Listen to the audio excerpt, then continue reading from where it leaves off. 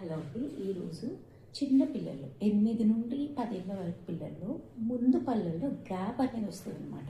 ఆ గ్యాప్ అనేది ఎందుకు వస్తుంది అంటే పళ్ళు గ్యాప్ రావడం, ఎత్తులు రావడం స్టార్ట్ అవుతుందా అని చాలామంది అడుగుతున్నారు. దాని గురించి మాట్లాడుకుందాం. హలో, దిస్ ఇస్ డాక్టర్ సాత్విక, పీడియాట్రిక్ డెంటిస్ట్.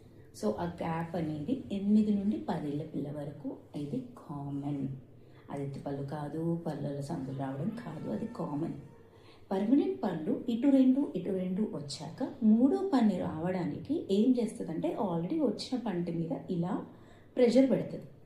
ఓకే, అప్పుడు ఆల్రెడీ ఉన్న పన్ను ఏం చేస్తుందంటే ఇక్కడ ప్రెషర్ పడుతుంది కదా, ఇలా జరుగుతుంది.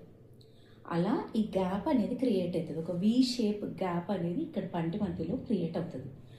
దాన్ని గురించి టెన్షన్ పడాల్సిన అవసరం లేదు. 8 నుండి 10 ఏళ్ళ వరకు పిల్లలలో అది కామన్.